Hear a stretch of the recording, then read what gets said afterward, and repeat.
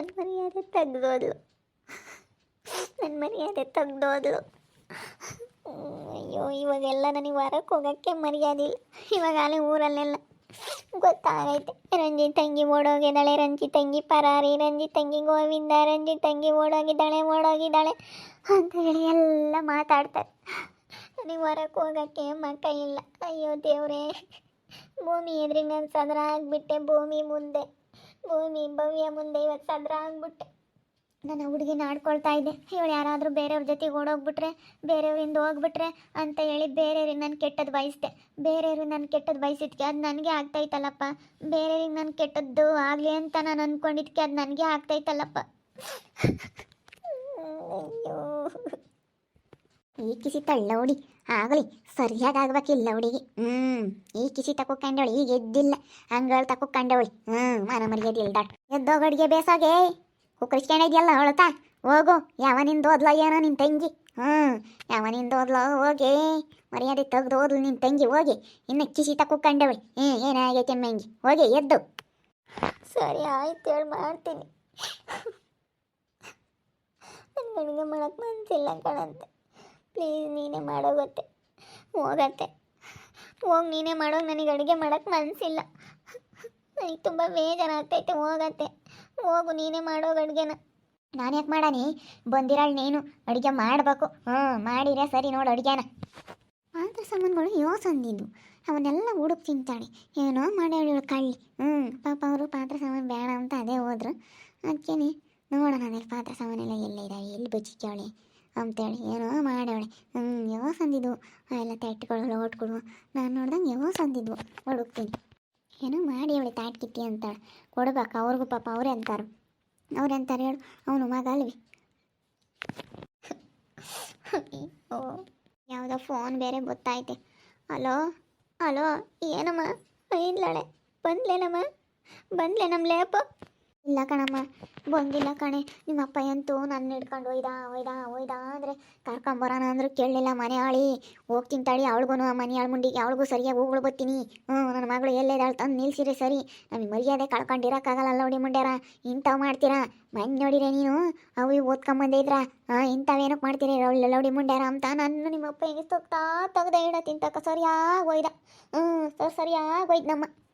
ಇಲ್ಲಿ ಎಲ್ಲರೂ ನನ್ನ ಹಂಗೆ ಅಂತ ಇದ್ದಾರೆ. ನಿನ್ನ ತಂಗಿನೇ ಓಡೋದ್ಲು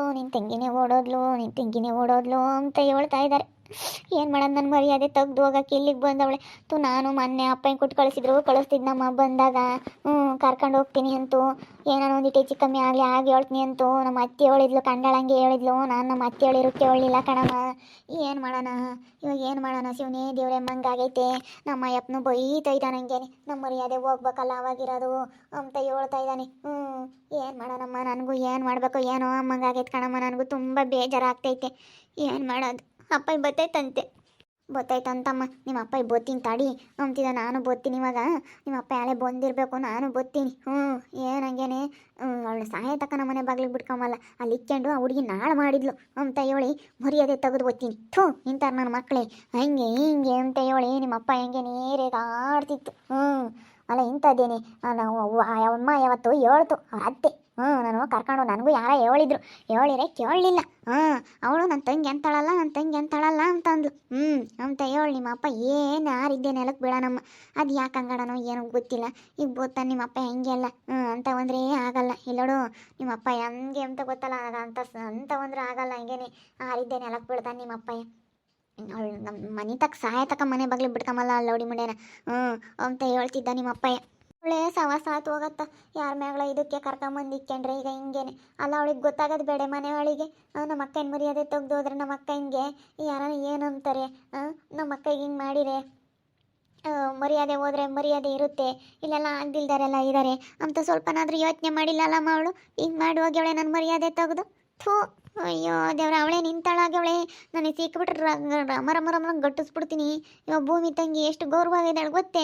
ನಾನು ಅವಳಿಗೆ ಹೇಳ್ತಿದ್ದೆ, ಅವಳು ಓಡೋಗ್ತಾಳೆ, ಅವಳು ಯಾರ ಜೊತೆಗ ನಾನು ಇಲ್ಲಿಕ್ಕೆ ಬೇಡ ಅಂತ ನಾನು ಅವಳು ಭೂಮಿಗೆ ಹೇಳ್ತಿದ್ದೆ. ಅವಳು ಭೂಮಿಗೆ ಹೇಳಿದ್ರೆ ಇವತ್ತು ನೋಡಿ ನನಗೆ ಹತ್ತಿರಿಕೆ ಅಂತು. ಇವತ್ತು ಎಲ್ಲರೂ ಹಂಗೆ ಅಂತ ನನಗೆ ಹೊರಕ್ಕೆ ಹೋಗಕ್ಕೆ ಮಕ್ಕಿಲ್ಲ ಗೊತ್ತೇ. ರಂಜಿ ನಿನ್ನ ತಂಗಿ ಓಡೋಗ್ಯವಳೆ ಅಂತಾರೆ. ಎಲ್ಲರೂ ಹಂಗೆ ಅಂಬೋದು. ಅಲ್ಲೇಪಿಗೆ ಬುದ್ಧಿನೇ ಇಲ್ಲ. ನಾನು ಎಷ್ಟು ಹೇಳಿದೆ. ಅಪ್ಪ ಎಂಥದ್ದು ಕಣೆ, ನೀನು ಹಂಗೆ ಮಾಡಬೇಡ ಅಂದರೆ ಇಲ್ಲ ಕಣೆ ಅಕ್ಕ ನಾನು ಹಂಗೆ ಮಾಡಲ್ಲ ಅಂತ ಹೇಳಿ ಹಿಂಗೆ ಮಾಡೋದ್ಲಲ್ಲ ಬೇವರ್ಸಿ ಮುಂದೆ ನನಗೆ ಏನು ಹಿಂಗೆ ಬೈಕ್ಯಮನ ಅನ್ನಿಸ್ತೈತೆ ನನಗಂತೂ ನಿಜವಾಗ್ಲೂ. ಅವ್ರ ಬರುತ್ತೆ ಇವಳಿಗಿನ್ನೂ ಐದವ ಗ್ರಾಚಾರ. ಹೇಳಿರ್ ಕೇಳ್ತಾ ಇರಲಿಲ್ಲ, ಬೋಲು ಆಡ್ತಾ ಇದ್ಲು. ಅನುಭವಿಸಿದ ಮೇಲೆ ಗೊತ್ತಾಗುತ್ತೆ ಇವಳಿಗೆ ಸರಿಯಾಗೈತಿ. ಹೇಳಿರ್ ಕೇಳ್ತಾ ಇರಲಿಲ್ಲ, ಅದು ಹಂಗೆ ಯಾವಾಗಲೂ ಫೋನ್ ಇಟ್ಕೊಂಡು ಅಲ್ಲಿ ಕಿಸಿತಾ ವಾಯ್ಸ್ ಮೆಸೇಜ್ ಮಾಡ್ತಾ ಕುಕ್ಕೊಂಬಿಟ್ಟಿರೋದು. ಕಿಸಿತಾ ಇದ್ದಾಳೆ ಗೊಳೋ ಅಂತ, ಈಗ ಕಿಸಿತಾ ಇದ್ದಾಳೆ ಕಿಸಿಲೇಳು. ಏನಾನ ಹೇಳಿರಂಗೆ ಉದ್ದಕ್ಕೆ ನಿಗ್ರಾಳು. ಈಗ ನೋಡಿ ಎಷ್ಟೋ ದೌಲತ್ತು ಅದೆಲ್ಲ ಕಮ್ಮಿ ಆಗೈತಿ ತಂಗಿ ಓಡೋದಾಗಿಂದ.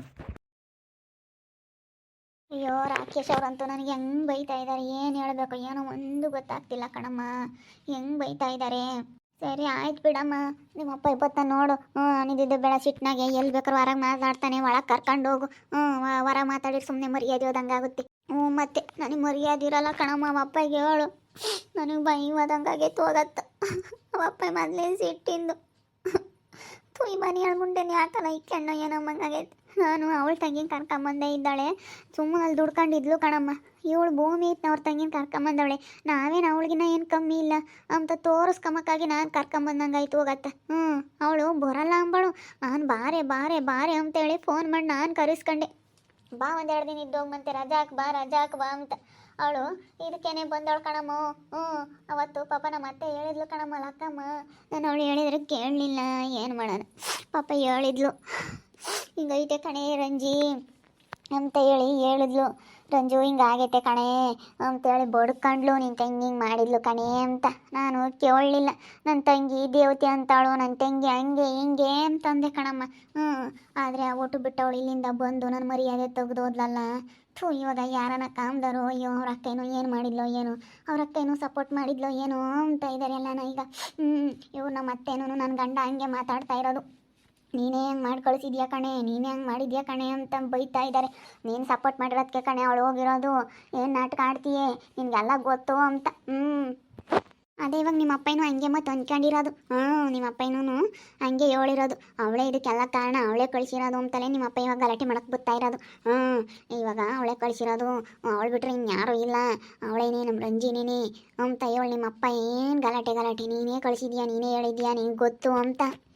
ದೇವರ ಆಣೆಗೂ ನನಗೆ ಗೊತ್ತಿರಲಿಲ್ಲ ಕಣಮ್ಮ, ಹಿಂಗೈತೆ ಎಂಬುದೇ ಗೊತ್ತಿರಲಿಲ್ಲ. ನಾನು ಯಾರ ಮುಂದಾನ ನನ್ನ ತಂಗಿನ ಬಿಟ್ಟು ಕೊಡಬಾರ್ದು ಅಂಬೋದಕ್ಕೋಸ್ಕರ ನಾನು ಒಳಗೆ ಹಾಕ್ಯಂತಿದ್ದೆ. ಇವಾಗ ನಮ್ಮ ಅಪ್ಪಗೆ ಅಯ್ಯೋ ಇವಳಿಗೆಲ್ಲ ಗೊತ್ತು, ಇವಳೆ ಕಳಿಸವಳೆ ಅಮ್ಮಂಗಾಗೈತೆ. ನಾನೆಲ್ಲೋ ಇನ್ನಿಷ್ಟರ ಓದ್ಕೊಂಡಲ್ಲಪ್ಪ ಅನ್ನಿಸ್ತೈತಿ. ನೋಡಿದ್ರಲ್ಲ ವೀಕ್ಷಕರ, ನಾನು ಎಲ್ಲಾದರೂ ಹೋಗಿ ನಿಷ್ಠರ ಓದ್ಕೊಂತಿದ್ದೀನಲ್ಲಪ್ಪ ಅನ್ನಿಸ್ತೈತಿ. ನಿಜವಾಗ್ಲೂ ತುಂಬ ಬೇಜಾರಾಗ್ತೈತೆ.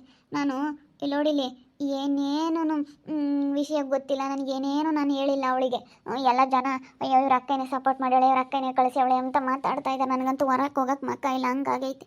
ತುಂಬ ಬೇಜಾರಾಗ್ತೈತೆ. ನಮ್ಮ ಅಪ್ಪ ಬೇರೆ ನನ್ನ ಮೇಲೆ ಸಿಟ್ಟಾಗಿ ಬೊತ್ತಾಯ್ತಂತೆ, ಏನು ಗಲಾಟೆ ಮಾಡುತ್ತೋ ಏನೋ ಅಮ್ಮಂಗಾಗೈತೆ.